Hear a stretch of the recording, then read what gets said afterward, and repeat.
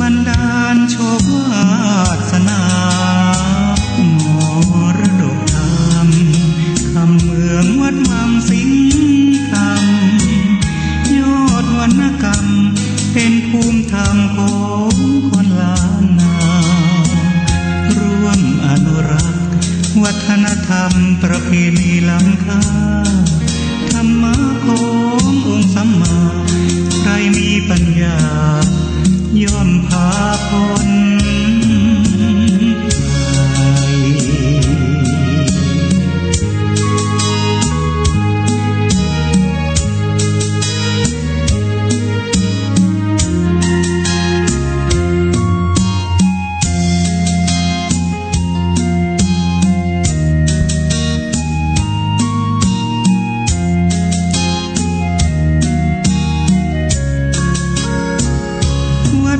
สิงห์คำสายน้ำแม่ปิงไหลฝูงปลาแหวกว่ายพญานาคโปรยสายน้ำมนต์ชุ่มฉ่ำหัวใจญาติโยมได้สร้างบุญกุศลพระธาตุศักดิ์สิทธิ์ช่วยดลบันดาลโชควาสนามรดกยกมือ10 นิ้วกราบนบนอบน้อมยังพระติรัตนแก้วเจ้าดัง3 ประการอันหมายมีพระพุทธพระธรรมพระสงฆ์อันเป็นสรณะที่เปิ่งที่เคารพนับถืออันสูงสุดในชีวิตกราบคารวะแตบไตไวยสาปารมีธรรมประเดชพระคุณหลวงปู่พระเทพโกศลที่ปรึกษาเจ้าคณะภาค7เจ้าอาวาสวัดศรีโสดาพระอารามหลวงตำบลสุเทพอำเภอเมืองเชียงใหม่จังหวัดเชียงใหม่ประเดชพระคุณหลวงป่อท่านเจ้าคุณพระเทพปริยัติเจ้าคณะจังหวัดเชียงใหม่เจ้าอาวาสวัด7 ยอดพระอารามหลวงตำบลจ้างเผือกอำเภอเมืองจังหวัดเชียงใหม่ประเดชพระคุณหลวงป่อท่านเจ้าคุณพระเทพรัตนนายกเจ้าคณะจังหวัดลำพูนเดชพระคุณหลวงป่อท่านเจ้าคุณพระรัตนมุนีเจ้าคณะจังหวัดเชียงรายตลอดจนพระมหาเถรานุเถระครูบาสังฆเถระเจ้าภิกขุสงฆ์สามเณรจุตนจุองค์โดยความเคารพเจริญสุขเจริญปอนสวัสดีปีใหม่ญาติโยมสาธุชนพุทธบริษัททุกท่านขอน้อมต้อนรับทุกท่านเข้าสู่รายการมรดกธรรมกำเมืองทางสถานีวิทยุวัดไฟหินตำบลสุเทพอำเภอเมืองจังหวัดเชียงใหม่สถานีวิทยุวัดหนองกายตำบลสันปะยางอำเภอแม่แตงจังหวัดเชียงใหม่สถานีวิทยุ CM77 วิทยุอินเทอร์เน็ตล้านนาและสถานีวิทยุพระพุทธศาสนาจังหวัดเชียงรายที่ได้ร่วมกันเผยแผ่นำธรรมคำสอนต่างสถานีวิทยุอยู่ในเวลานี้โดยเมตตาบารมีของท่านผู้อำนวยการทุกสถานีเจ้าหน้าที่ช่างเทคนิคผู้ควบคุมการกระจายเสียงทุกท่านพร้อมกันนี้เจริญปอนญาติโยมที่ติดตามรับฟังต่าง Facebook เฟซไลฟ์ต่างเว็บไซต์ต่างๆบ่ว่าจะเป็น Facebook ของวัดไฟหิน Facebook ของวัดวังสิงห์คำ Facebook ของ104ธรรมะคลายเครียด Facebook ของท่านเจ้าตุเจ้าบ้านนอกทิตะสิโปวัดศรีรัตนมงคลร้องยาวตลอดจน Facebook ที่ญาติธรรมญาติโยมที่เป็นแฟนรายการเป็นเพื่อนเป็นฟูงกันใน Facebook ได้สดับรับฟังก็กดแชร์กดไลค์คือกับญาติธรรมในกลุ่มในเพื่อนได้รับฟังกันอยู่ในเวลานี้รายการนี้ดำเนินโดยกล่าวกับผมอาตมภาพพระครูวิสิทธิ์ศรีลาภรณ์เจ้าคณะตำบลป่าแดด เจ้าอาวาสวัดวังสิงห์คำตำบลประแดดอำเภอเมืองเชียงใหม่จังหวัดเชียงใหม่เป็นผู้ดำเนินรายการก็นำเสียงธรรมแบบปืนบ้านล้านนามาพบมาป้ากับทุกท่าน ปะกันวันนี้เป็นวันปีใหม่แล้วหลังจากที่ตะวาเป็นวันพญาวันทะเลิงศกเปลี่ยนศักราชราศีมีนย้ายเข้าสู่ราศีเมษตามตำรับตำราที่ครูบาอาจารย์เปิ่นได้ขีดเขียนที่เปิ่นได้คิดคำนวณตามเลิกผ่านนาทีโหนก็ได้ประกาศและก็ได้แจ้งญาติโยมทั้งหลายมาโดยตลอดวันนี้ตามฮีตตามหอยประเพณีคตินิยมความเชื่อของพี่น้องเจ้าเหนือเจ้าล้านนาถือว่าเป็นวันปากปีหรือเป็นเทศกาลแกงบะหนุน วันนี้บะหนุนบ้านไผ่บะหมี่ก็ไปซื้อบะหนุนก็จะขายม่วนหน่อยแกงขะหนุนนั่นก็คือเปิ้นมีโคดิมิตมีความเชื่อว่าคือได้หนุนส่งหนุนนำหนุนชีวิตหนุนความเป็นอยู่ต่างๆหนุนกิจการงานต่างๆคือหมั่งมนตุ่นเต้าเพื่อได้อยู่ดีมีสุข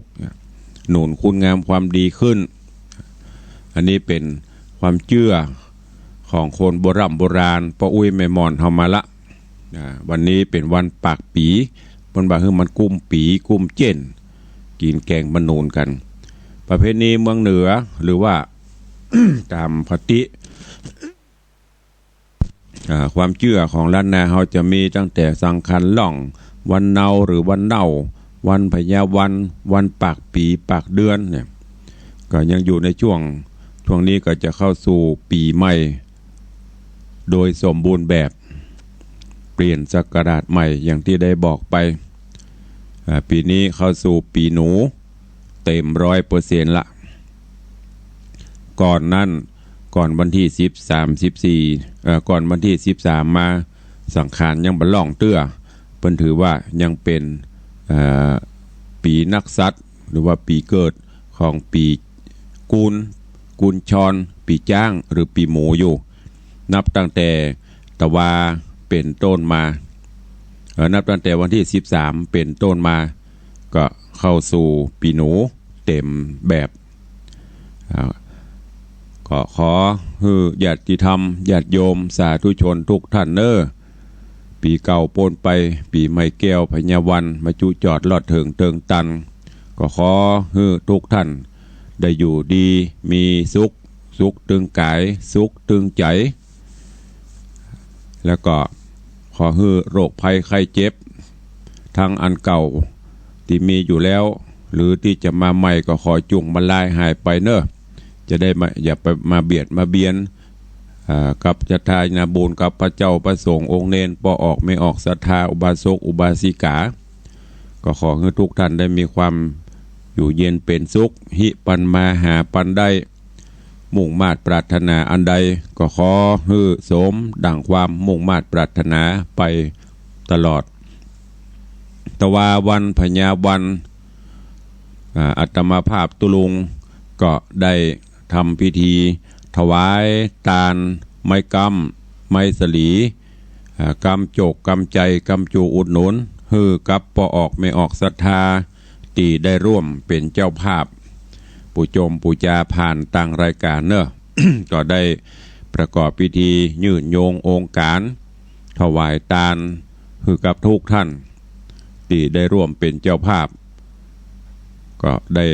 ทำพิธีขึ้นขัน5กล่าวกรรมถวายแล้วก็แผ่เมตตาท่านอธิษฐานจิตฮือกับปอออกไม่ออกศรัทธาทั้งตีได้เป็นเจ้าภาพก็ดีบ่ได้เป็นเจ้าภาพก็ดีคือได้มีความสุขีอยู่ดีมีสุขได้เอาไปกรรมไปอย่างได้ปูโจมปูจาฮือแล้วก็ได้ไล่สดผ่านตังโทรศัพท์มือถือสู่ญาติโยมศรัทธาก็บนไปแล้วก็ขออนุโมทนาบุญขอบคุณทุกเสียงทุกสายทุกท่านทุกคนที่ได้ร่วมถวายทาน เป็นเจ้าภาพไม่กำก็ดีร่วมสมทบก็ดีไม่กำก็ดีทรายก็ดีเนอะก็ขอมีความสุขเหมือนกันทุกท่านทุกคนวันนี้ก็มาฟังกันต่อในเรื่องของสุวรรณพรหมาที่ได้น้อมนำมาเทศนาแล้วก็ช่วงปีใหม่นี้ก็บัได้เทศเป็นเทปรายการมาแตนญาติธรรมก็บัลลังก์จะหายกันไปหมดแล้วก็สุวรรณพรหมาเทศมาถึงผูกที่4ที่5ละ ผูกที่4กำลังจะขึ้นผูกที่5ก็ติดในเทศกาลต้องเฮือศีลเฮือปอนญาติโยมศรัทธาต้อนรับศรัทธาก็เลยบ่ได้เทศยามเจ้าวันนี้ก็มาพบมาปะกันเหมือนเดิมก่อนที่จะได้ฟังน้ำฟังธรรมในเรื่องของสุวรรณพรหมาตุลุงก็ขอเอาเรื่องราวในตอนก่อนมาปูเอยไข่จ๋าฮือญาติธรรมญาติโยมได้รับทราบแห่งครั้งหนึ่งเพื่อจะฮือเรื่องราวได้ปฏิติดประต่อกันเพราะว่ามันทิ้งช่วงกันไปหลายเจ้าอาจจะลืมละเพราะว่ารายการเฮาก็มีหลายครูบาอาจารย์ก็หลายรูปหลายองค์นักจัดรายการหลายท่านหลายคนแต่ละวันเฮาฟังกันหลายสิ่งหลายอย่างอาจจะหลงลืมไปในตอนที่แล้วก็มาถึงที่นางอมราหลังจากที่ป่อเอาไปปล่อย อยู่ในป่าก็ได้ไปพบไปปะกับตุเจ้า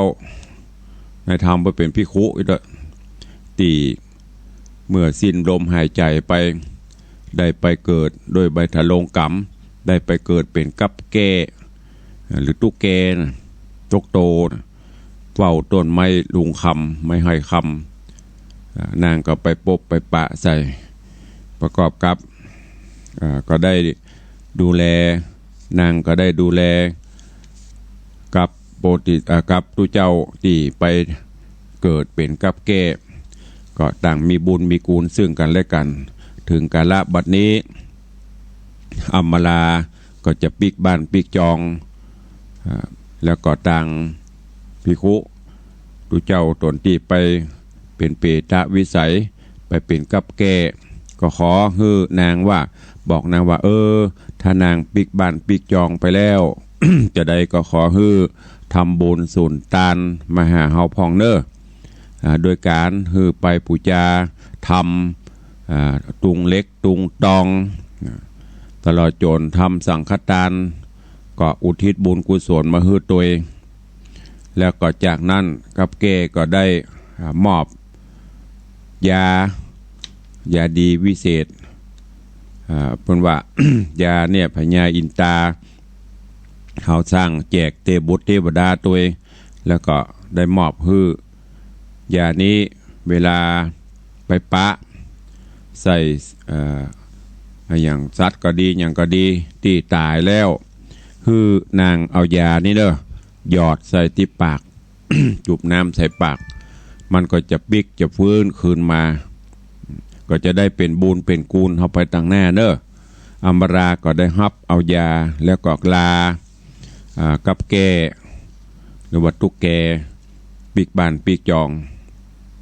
กราบลาไปพอเดินตางมาถึงในระหว่างตางนางก็ได้ไปพบไปปะใส่ข้างโคกนะนอนตาย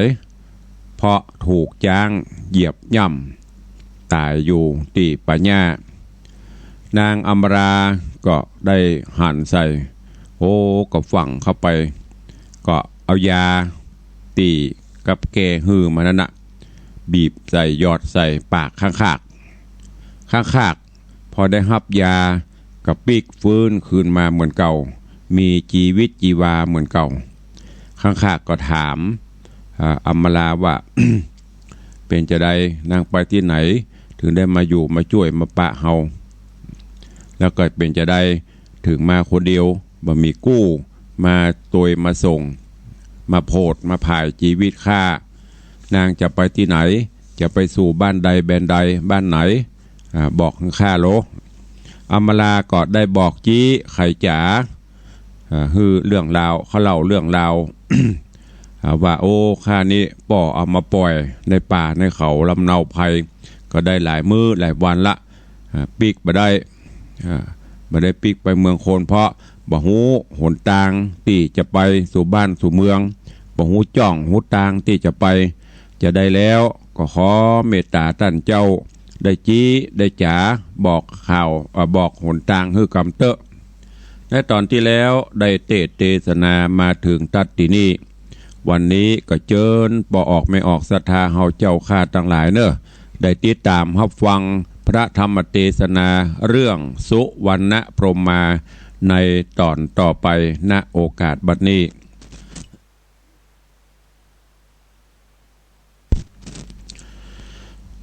นะโมตัสสะภะคะวะโตอะระหะโตสัมมาสัมพุทธัสสะสาธุโบฟังลาโสตุจานะสัพปุริสะตังหลายตั้งยิงและใจหนุ่มเท่าที่ได้ปากันเล่าทาดาฟังยังรัศธรรมเทศนาสุวรรณพรหมมาล่ามดับมาแถมแล้วเราขอเจิญสัทธาหนุ่มเท่าหญิงใจ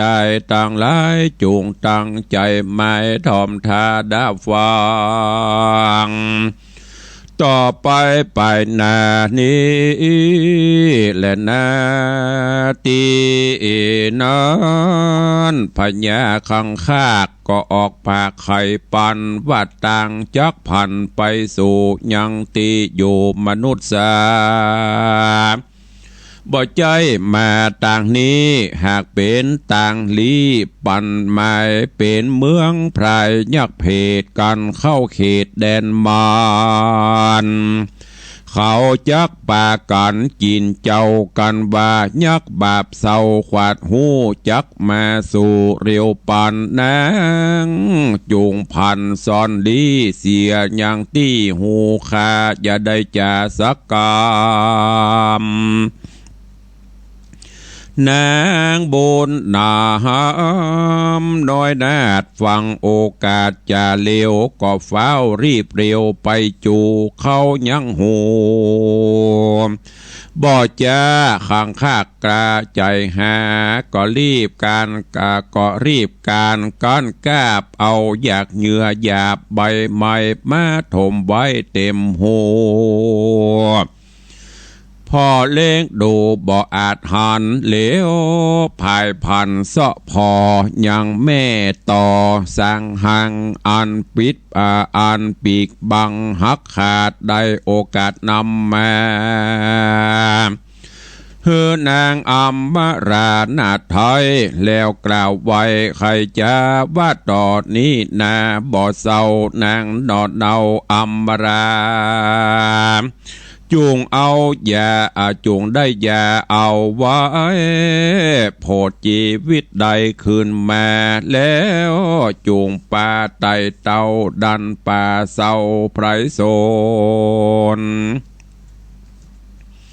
สู่เมืองคนไปนาบ่อตำจ้าเครื่องขีดนางบุญมีนอดน้อยฟังกำถ้อยบอกเล่าแห่งข้างคากเท่าเลนลายนางมีใจไม้บ่ผ่อนกรรมแต่ก่อนโบราณว่าโพดสัตว์สงสารโลกไตย่อมจักได้เป็นบุญได้เป็นกุลเมื่อซอยนางนอดน้อยอมราก็เอายาหยอดใส่ยังต่อนอดใหญ่ดงนาบ่อนานมาก็ฟื้นมันบินขึ้นอากาศบ่อนานก็หยาดมาหาที่นางอัมมารายังอยู่แล้วกล่าวโอกำดีว่านางบุญมีแม่เจ้าจากไต่เต้าไปไหนข้าจักไปช่วยใจขออยู่ไกลอาสา นางบุญนาอัมมาราเกาะไขขีดยากล่าวถอยฮื้อต่อใหญ่น้อยได้หูแจงไข่จุประการก็มีหันและนาที่นั้นนางอัมมารานอดเนาก็ลาข้างคากเท่าโด่งตันว่าขาจักพันไปนาหมายจักกว่าเมืองคนขอข้างคากตนวิเศษอยู่ในเขตดงนาอยู่ที่ขาเตียงเต้าอย่าโศกเศร้ากันใดกันนางไขเมียนแล้วก็กลาดเกลียวไปนาเข้าสู่ป่าดงรีต่อเจ็ดตัวมีมวลหมู่บีต่างบินสู่ไปบนบินเวียนบนฮักษาลัดดงนาป่าไม้ข้ามดอยใหญ่ดงพรายการว่าข้ามไหนก็ยังจอดกันแจ้งรอดก็พันภายจุมยักษ์พรายเพดกระหันนางนอดลาเตียวมาก็เข้ามาหาหล่อใส่ต่อน้อยใหญ่เจ็ดตัวก็ปากันคบหัวและตาบ่อาจกระบ่อาจเข้าหานางได้ต่างเจ็บปวดไม่หนีไปนางก็ลัดดงไพรปากกวางจุมหมูจ้างปังไปซัดให้ลายน้อยใหญ่ปากันรอใส่ตัวนางต่อโดงขวางเป็นจุมก็ปากันรุมคบตอดดังจากมอดมือมอนสาดหนอดงดอนป่าไม้บ่อาจเข้าใกล้ตัวนางเตียวต่างหิวหอดก็ยังจอดเศร้าสาตี้หิมโดยผาสูงใหญ่ก็มีหันและนาตีนี้จักวันนาถึงไอ้นอนลาสูญโย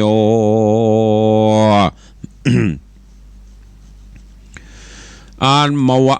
ามัวกั้งไกดันป่าไม้โด่งตานไปเล่งหันจวบใส่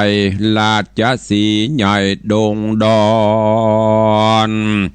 อ่านหลับนอนอยู่ข้างไม้ห่มกวางดงรีตันหามีเกิดดองจริงหาร่วมห้องจูนุนเสพเมทุนบ่จาเสพเมทุนถอยจ้าลาดจะสีกลาตกใจ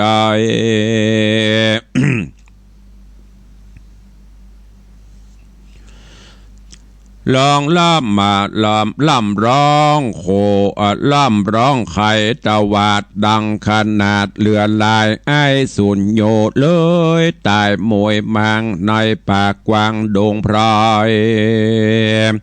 ดังจะเคยกล่าวไว้ตั้งแต่ไทยหนหลังมานางอัมมารานอดเนากันไต่เต่า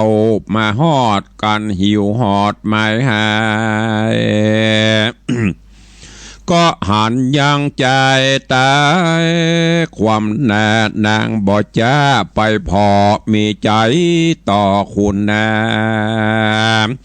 จริงเอายาบอบมากใส่ยังปากคนตายบ่เมินหลาย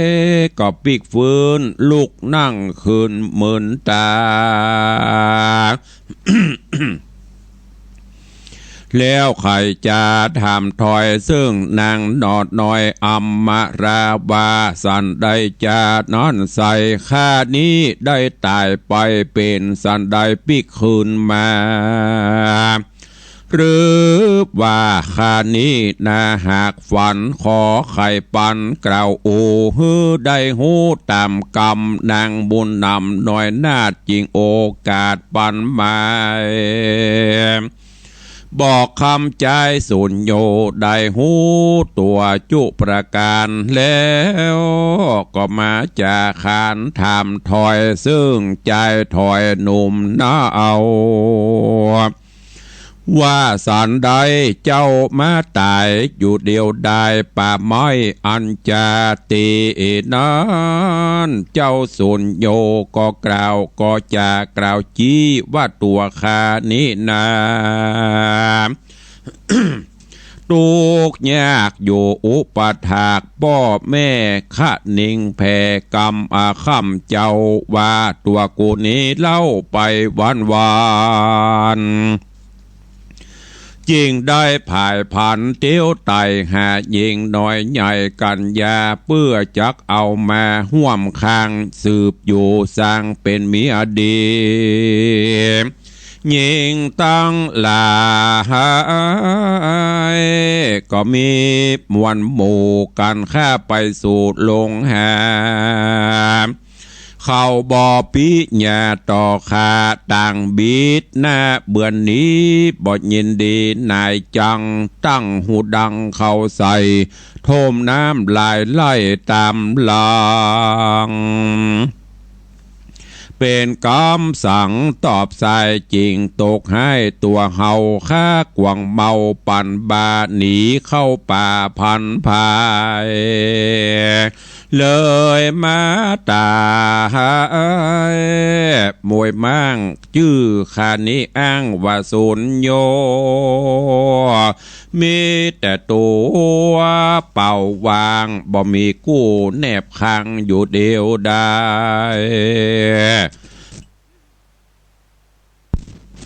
นางบุญภายนอดเนาจากไต่เต้าไปไหน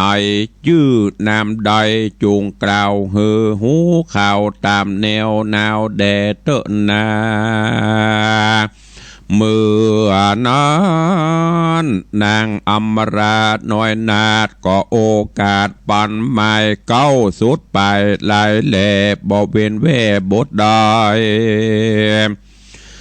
แล้วจะใครกล่าวจี้ว่าเฮาสองคนนี้มีกรรมบอกวันน้ำปิกปอกไว้นะออกเมืองเฮาขี่เครื่องหลายหลากตุกลำบากเครื่องขี่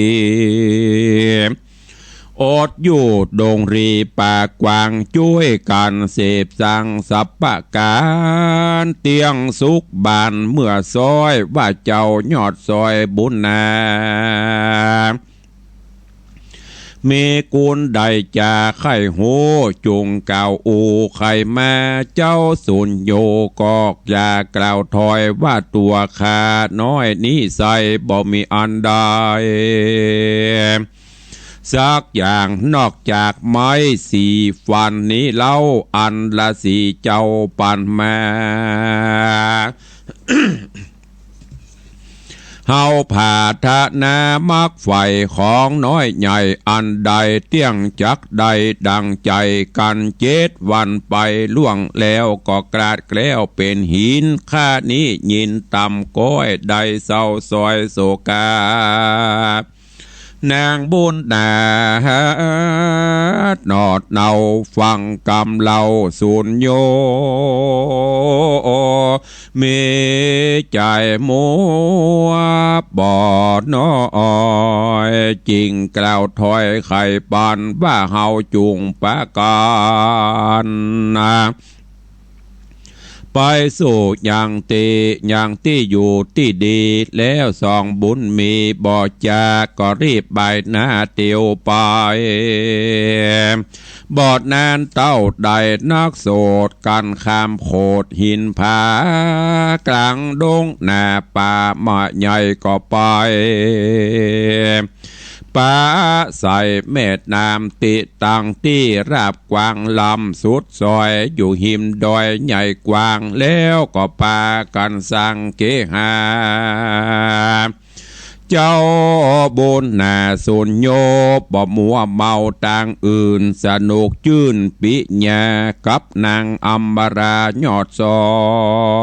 ยส่วนต่อใหญ่น้อยนั่นเล่าก็แปลงห่างเฝ้าแน่หาการรักษาคืนวันบ่ขาดบ่ประมาทบันใดและนาตาโต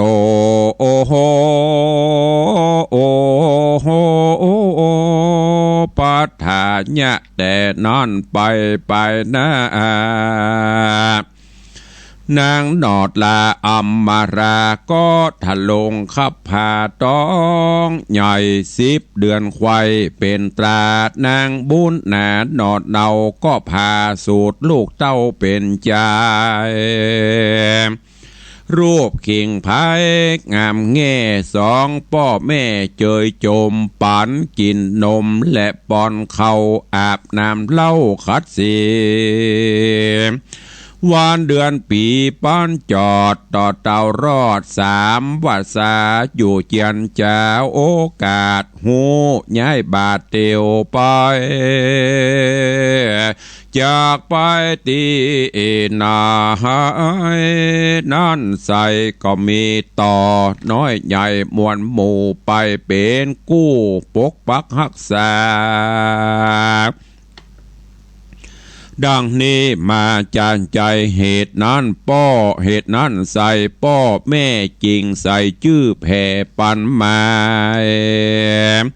แก่คำใจลูกเต่าว่าเจ้านอนเนาคิตะเสละโยธา เจ้าปิตานอนใส่ก็หากเอาไม้สีฟันมายืนปั่นลูกน้อยแล้วกล่าวถอยไขจาว่าดูลาโบตาเหยลูกเต่าปอดนี่เล่าจักปั่นไม้สีฟันอันวิเศษแม่นลูกน้อยเนตรอยากได้ของน้อยใหญ่อันใดจงนำไปอย่าจะยืนอยู่หน้าผาจันเอาไม้สีฟันแล้วสีน้ำลายมีแล้วใส่จุ่งถมใส่บนหินจักสมอาจินไฟหอยกันบอกลูกน้อยเมียนแล้วก็เอาฮื้อลูกแก้วของตนก็มีหันแหละนะตาโตโฮโอโอโฮโอโฮปัฏฐาญาแต่นั้นไปนะ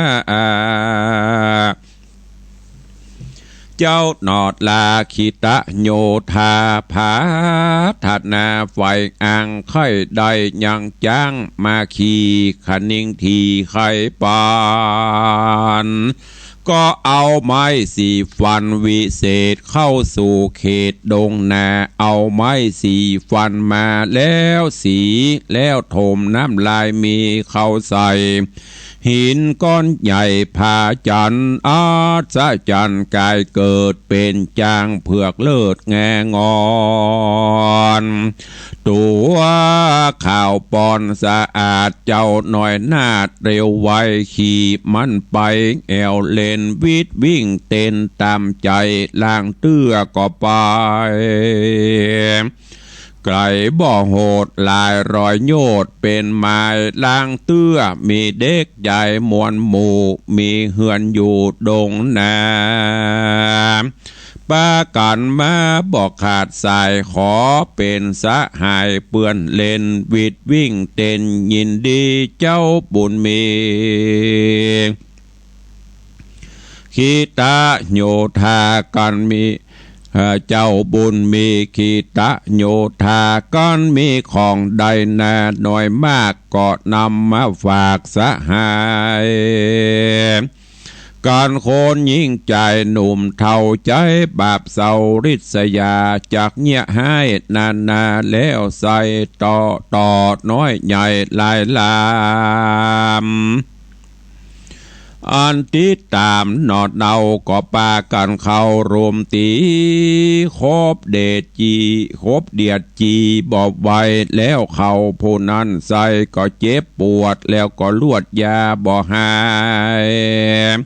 การเอาน้ำลายแห่งเจ้าไปตาเล่าตีหันมันผู้นั้นก็ลำบากแม่นจักเมินหากหลายปี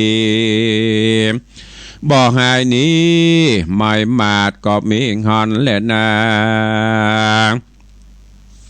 เก กีละดังโห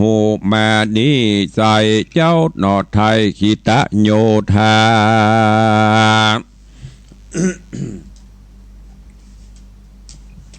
เจ้าหนอไทยขีตะกีละดังหูมานีนาเจ้าหนอไทยขีตะโยธาเมื่อยังมีวาสาอ่อน้อยอ่อนเอวสู่บอนหิมมาปานยังมีนายพรานใจหยาบบอกกลัวบาปเวรกรรมหันเจ้าบุญนำขีตะโยธาขี่จ้างมาตัวใหญ่ก็มีใจใครอยากได้ยังจ้างใหญ่ไปสานพรานใจหันบาปกราบหมายจักฆ่ายังจ้างแล้วงัดแง่งเอาแงส่วนเด็กขานอนใส่เตี้ยงเป็นข้าใจของกูขนิ่งดูสันทีก็มีใจกรีดยินดีก็มีงันแหละนะ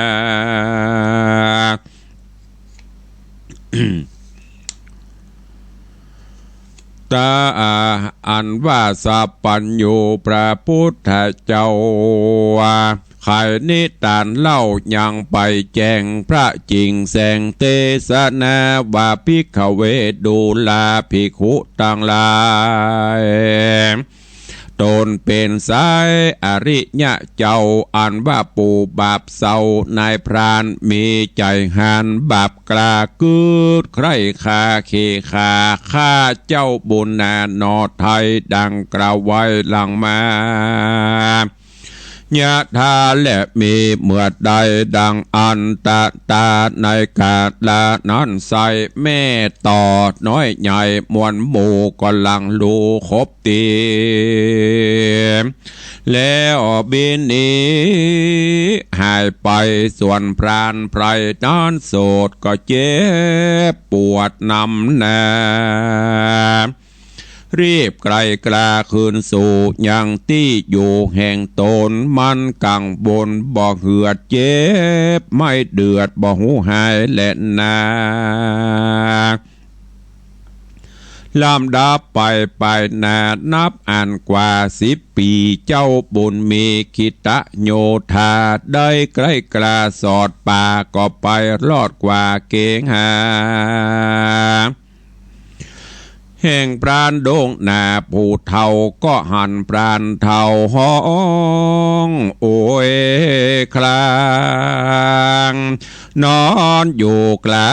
งขวงจานเจ้ากุมารนั้นเราบ่หูจักพรานเฒ่าสักหยาดก็โอกาสทำไปว่าเป็นสันใดนั้นใส่เจ็บปวดไม่สั่งจ้าจริงจ้าล่ำร้องตุกโศกต้องเครื่องขีสันใดมีจุงกล่าวฮือหูข่าวตามกำพรานดงดำป่าเศร้าก็บอกเล่าขี้แยว่าเฮานี้นาเมื่อก่อนล่าสอดบ่อนดงตันได้เล็งหันเด็กน้อยพงอ่อนอ้อยเยาว์วัยขี่จ้างใจเผื่อแก้วเล่นล่าแอวดงรีตันหามีใครใดงาจ้างใหญ่ดงพระไอข้าเองนายเมียนควายก็มีต่อน้อยใหญ่เดียดเอาเจ็บเบาๆนักเกดดาจักแผ่มวยมั่งในป่ากวางดงนา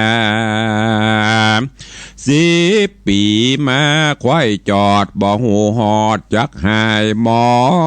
อย่าลายกู้บานบ่ขี้ข้านจะปอขี้ข้านจักยาเจ้าบุญหนาน้อยอ่อนบานอยู่บ่อนแดนใดอยู่ใกล้ต่างเตศบานอยู่เขตป่าฮาลาเจ้ามียาอันใดพ้องหูแจ้งจ้องจะหูแจ้งจ้องจักหายขอได้ผายโพดคาได้หายกว่าคืนวันแดดเตอะ ตังสุตัวน้อยกาดละนอนเจ้ากานอนใส่เจ้าหนอไทยกิตตโยธา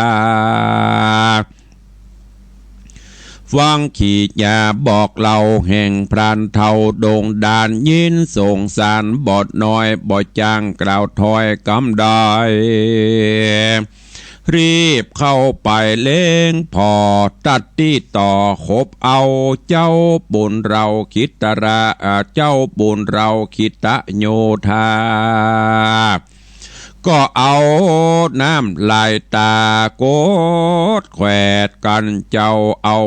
8,000พาให้ปู่พรานก็หาย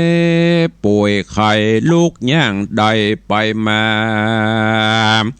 แล้วไข่ขี้แยบอกเราว่าดูราเจ้านอนเดาบุญมีลุงยินดีหลายแหล่ที่เจ้าแผ่คุณนา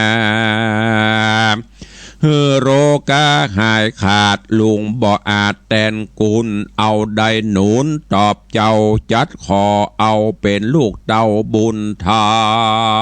มพรานโด่งดำกล่าวแล้วก็กอดเจ้าหนอแก้วบุญนาขีตาโยธานอดเนาฟังพรานเท่าไข่ปานวิจัยวันต่ำก้อยไข่กล่าวถอยกำดีว่าดูลาพรานดงรีป่าไม้อันคนโลกใดสงสารมีประมาณหลายแหล่มีเกิดแก่เจ็บตายกามภายหลาย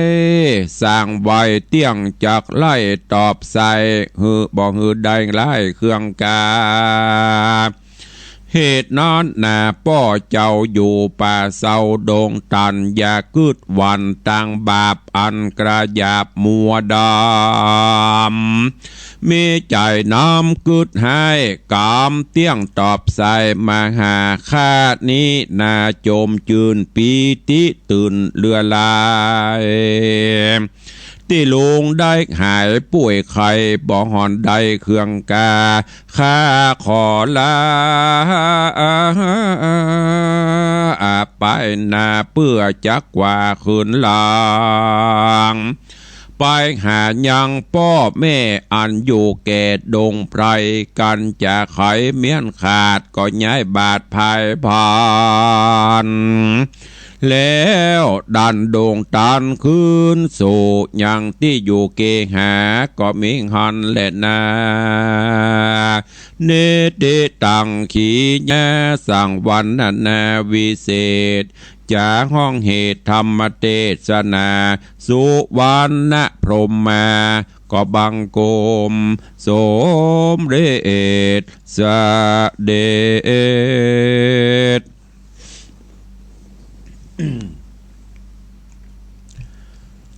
วันนี้ก็ได้สดับรับฟังยังสุวรรณพรหมาก็จบลงไปแถมตอนหนึ่งวันนี้ขึ้นผูกที่5ผูกที่5ตอนที่1จบปริปุณังลงไปก็ญาติโยมทั้งหลายฟังแล้วก็คงจะเข้าใจในเนื้อหาสารธรรมที่จะได้สามารถน้อมนำไปคิดนำไปพิจารณาเอาไปใช้ในการดำเนินชีวิตประจำวันซึ่งในตอนนี้ก็มาถึงต่อจากตอนที่แล้วตอนที่พญาข้างขากหลังจากที่อัมราได้ช่วยได้จ๋าได้ช่วยจุบชีวิตฮือข้างขากได้มีชีวิตปิกฟื้นขึ้นมาแล้วพญาข้างขากที่ได้รับการจุบก็สอบถามที่มาที่ไปคือว่าเป็นจะได้นางถึงได้มาช่วยข้าอัมราก็ได้เล่าเรื่องราวต่างๆฮือข้างขากฟังข้างขากก็ถามว่าละบ้านจองหอเฮือนล้ออยู่ที่ไหนต่างใด อำมาลาก็เล่าให้ฟังแหมว่าโอ้เป็นภัยลูกที่ไหนไปจะได้มาจะได้ข้างๆได้ยินก็เกิดความเมตตาอินดูขุนนาคือต่างคนต่างตัวก็มีบุญมีกุลซึ่งกันและกันพอหูความประสงค์ของอำมาลาจะอั้นพญาข้างๆก็ได้บอกตังคือกับอำมาลาแล้วก็ เสกเป่ายังต่อ7 ตัวต่อพญาข้าก็เอาอันต่อที่ตายแล้วเอามาฮื้ออำมาลาได้ยุกได้ยาอำมาลาก็ยุกยาเอาหยอดยาฮื้อกับต่อจนมีชีวิตปิกขึ้นมาต่อทั้งหลายก็เป็นผู้ที่หูบุญหูกุลก็ปากันนำปาเอาอำมาลาเพื่อจะเดินต่างปิกบ้านปิกจองบินบนนำไปก่อนลัดป่าไม้ไปโซนข้ามดอยข้ามยำไปข้ามที่ไหนก็ปากันนอนที่หั่นหมู่ยักษ์หมู่พรายเพศหันนางเตียวมาก็ปากันจะเข้ามาทำร้ายจะมักจับมายับกินที่ไหนได้นึกว่าจะกินหม้อกินหมู ต่อน้อยต่อใหญ่7 ตัวตีตัวปกปักรักษาปากันเข้ารุมโคบตอดหูตอดตาเมื่อได้เข้าหานางพอต่อปี้หัวเนาะกับเมืองเขาต่างก็เจ็บปวดปากันหนีไปอำมาลาก็ลัดดงไพรป่ากว้างจนไปปะหมู่จ้างหมู่หยังสัตว์สิงสาราสัตว์น้อยใหญ่ปากันจะเนี่ยฮือนางต่อติดตามปกปักรักษาก็ปากันลุ่มคบตอดเดียดบีจีโอ้ได้รับความเจ็บปวดหนีไปหมดสัตว์โดงนาปากว้างเหล่านั้นก็บ่สามารถที่จะเข้าใกล้ตัวของอำมาลาได้อำมาลาก็เตียวต่างต่อไปเรื่อยๆจนกระทั่งไปถึงยังที่ดอยสูงใหญ่แห่งที่1ก็พักจอดย่างทีนี้มาจากล่าวถึงยังสูญโยเจ้าตุกตะสูญโยตีมัวเมากั่งไก่ตีดันป่าไม้มาตีได้ไปหันใส่ราชสีห์หรือเจ้าสิงโตนะราชสีห์เปิ่นรับอยู่ตีปืนต้นไม้สูญโยเกิดตันหาหน้ามืด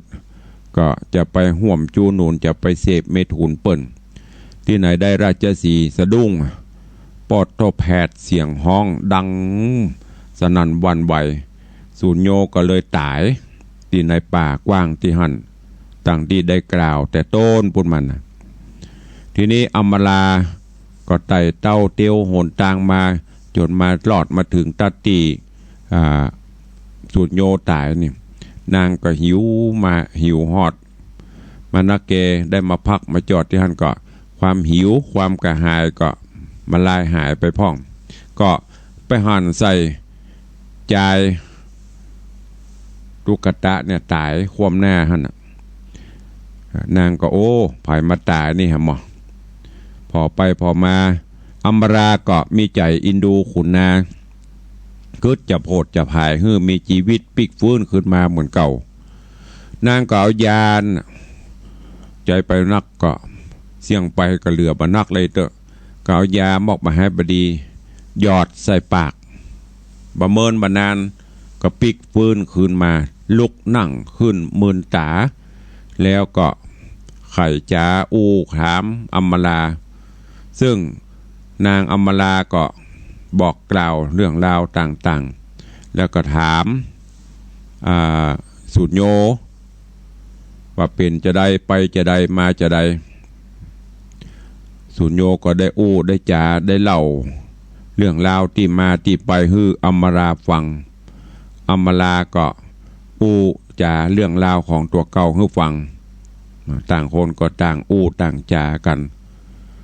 พอฟังกันไปฟังกันมาก็บอกว่าโอ้ต่างคนก็ทางถามว่าแล้วน้องเหรอ มามีดีมีอย่างติดไม้ติดตัวปีมีดีอย่างพ่องถามกันไปถามกันมาอันตั้งฝ่ายของศูนย์โยก็บอกว่าโอ้ข้านี่ก็มีของดีติดตัวมากก็เป็นไม้สีฟันไม้สีฟันนี่ปอฤาษีเปิ้นมอบฮื้อแล้วก็บอกกิตติคุณ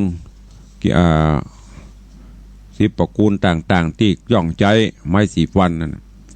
อำมาลาก็บอกว่าตัวมีอย่างพ่องต่างคนก็ต่างมีของดีคนละอย่างแล้วก็ตกลงโปร่งใจก็เลยอยู่ด้วยกันเป็นผัวเป็นเมียกันจนกระทั่ง อำมาลามีต้องมีไส้ขึ้นมามีต้องมีไส้ขึ้นมาครบ9 เดือน10 เดือนก็เกิดลูกออกมาลูกก็มาเป็นพ่อใจถึง2ก็ได้เลี้ยงดูปู่เสือลูกจนใหญ่หน้ากล้าบานขึ้นมาแล้วก็ใส่ชื่อว่าคิตะเสละเลี้ยงขึ้นมาคิตะเสละก็ใหญ่โตขึ้นมาตามลำดับแล้วก็มีเวลาจะไปหั่นไปนี่ก็มีต่อโดยปกปักรักษาบ่ฮือได้มีอันตรายใดๆคิตะโยธาใหญ่ขึ้นมาปอที่อยากจะหูจะหันจะไปเอวหันเอวนี่ก็ขี่จ้างเอวไปตามป่าตามเขาโดยมีต่อ7 ตัวเนี่ยโดยติดตามไปเรื่องราวจะเป็นจะไรก้อยติดตามฟังกันไปในตอนต่อไปเนอะวันนี้ก็ขอปุ่งวางไว้แต่เพียงเท่าอี้ก้อยฟังกันในตอนใหม่ในวันพุธนี้ก็ม่วนขึ้นติ๊กๆเนอะเรื่องราวสาระซึ่งแฝงไปด้วยคติธรรมสามารถที่จะน้อมนำไปคิดพิจารณาไปใช้ในการดำเนินชีวิตประจำวันโดยเฉพาะการสงเคราะห์อนุเคราะห์ช่วยกันเมื่ออย่างอำมาลาเนี่ยไปปะสัตว์ตายแห้งแก๊กแดกก็ได้ช่วยจุบชีวิตปิกฟื้นขึ้นมาและผู้ที่ได้รับการช่วยเหลือก็มีบุญมีคุณหูจักตอบแทนบุญคุณอันเนี้ยพระเฮาว่ากตัญญูกตเวทิตาธรรมเป็นนิมิตเป็นเครื่องหมายของคนดีเป็นยี่ห้อของคนดีเปิ้นช่วยเฮาช่วยเปิ้นยามเปิ้นตกทุกข์โดยยากเปิ้นเคยอุปถากอุปถัมภ์เฮาก็ต้องอนุเคราะห์สงเคราะห์ตอบแทนคุณไปโดยเฉพาะผู้มีพระคุณที่ยิ่งใหญ่ไพศาลก็คือพ่อแม่ซึ่งได้เลี้ยงเฮามาเฮาก็ต้องเลี้ยงเปิ้นตอบแทนอันเนี้ยอำมาลาไปโพดไปผายแม้แต่เป็นข้างคากก็ยังฮู้บุญฮู้คุณเป็นสัตว์เดรัจฉานแท้ๆก็ยังฮู้บุญฮู้คุณเฮาเป็นมนุษย์เดินดินก็ควรที่จะฮู้ว่าไผเคยฮื้อการสนับสนุนไผเคยฮื้อการอุปถัมภ์อุปถากยามเมื่อเฮาตกทุกข์ได้ยากเปิ้นยื่นมือช่วยเฮาถึงแม้นจะเป็นของน้อยนิดก็ถือว่าเป็นผู้มีพระคุณต่อเฮาเพราะฉะนั้นก็บ่ควรที่จะลืมบุญลืมคุณเนอะก็ฝากไว้กับญาติโยมทั้งหลายก้อยฟังกันในตอนต่อไปเนอะวันนี้ก็ก่อนที่จะได้หมดเวลาได้ลากันจากไปก็ขออนุโมทนาบุญขอบคุณกับญาติธรรมญาติโยมสาธุชนเจ้าข้าทั้งหลายเนอะได้มาร่วมกันทำบุญสูนทานอย่างที่ได้บอกไปแต่ต้นโดยร่วมเป็นเจ้าภาพทานไม้กำเขาก็ได้ถวายทานกำจูอุดหนุนกำจูศาสนาขององค์สมเด็จพระสัมมาสัมพุทธเจ้าก็เป็นที่ปริปุณังกันไปส่วนรายการที่เขาจะต้องร่วมกันดำเนินการต่อไปถึงแม้นจะเป็นวิกฤตบ้านเมืองอย่างนี้เขาก็ทำกันไปเท่าที่เขาทำได้เนอะในโครงการต่อไปที่จะทำนั่นก็คือการสร้างมณฑปหรือวัดที่ประดิษฐานพระเจ้าทองคำที่เขาจะล่อกันมาเป็นตนเป็นองค์จะได้มีตีประดับประดิษฐานเป็นที่กราบไหว้ก็ขอเจิญเนอะวันเกิดกาวันอย่างกาก็ขอเตือนทุกท่านร่วมโมทนาบุญตามกุศลจิตเจตนาแล้วก็ในช่วงนี้ต่างคณะสงฆ์อำเภอเมืองเชียงใหม่ร่วมกับต่างชมรมกำนันผู้ใหญ่บ้านข้าราชการทุกส่วนก็ได้เล็งหันความทุกข์ยากของพี่น้องชาวบ้านในยุคของโรคโควิดกำลังระบาด ต่างคณะสงฆ์อำเภอเมืองเชียงใหม่ก็จะได้ตั้งโครงการมอบทานมอบน้ำใจต้านภัยโควิดคือกับญาติธรรมญาติโยมศรัทธาก็ขอน้อมเอิญเชิญชวนญาติธรรมญาติโยมศรัทธาเฮาเนอท่านใดมีกุศลและจิตเจตนาศรัทธาที่จะบริจาคเป็นเครื่องอุปโภคบริโภคเป็นข้าวสารเป็นไข่เป็นน้ำมันพืชหรือจะเป็นเครื่องมือการแพทย์อุปกรณ์ทางการแพทย์ก็ตลอดจนจตุปัจจัยก็เจริญปอนแจ้งความประสงค์จำนงหมายได้ตีเจ้าอาวาสทุกวัดในละแวดวงของอำเภอเมืองแล้วก็ดังกำนันผู้ใหญ่บ้านทุกหมู่บ้านเพื่อที่จะได้รวบรวมส่งส่วนกลางเพื่อจะได้เอาไปจัดสรรตั้งแต่ตะวาเริ่มโครงการตั้งแต่วันที่16ไปจนถึงประมาณวันที่20ปลาย เพราะฉะนั้นวันนี้ตุลุงก็ได้ขอเมตตาเชิญชวนศรัทธานาบุญเนอะท่านผู้ใดจะร่วมบริจาคจะเป็นมาม่าก็จะเป็นข้าวสารอาหารแห้งหมูเนี่ยเพื่อที่จะได้มาจัดสรรเป็นถุงก็เป็นนักน้อยตามที่เขาได้ก็จะได้นำไปมอบคือสงเคราะห์ช่วยเหลือในยามบ้านเมืองเฮาวิกฤตใครที่พอจะช่วยตัวเก่าได้ก็ช่วยไปที่จะเอื้อเฟื้อเพื่อนมนุษย์รวมโลกด้วยกันเนอะใครจะให้จะหอมก็แจ้งความจำนงเข้ามาได้ทางสถานีวิทยุก็ผ่านมาได้ที่ตุลุงได้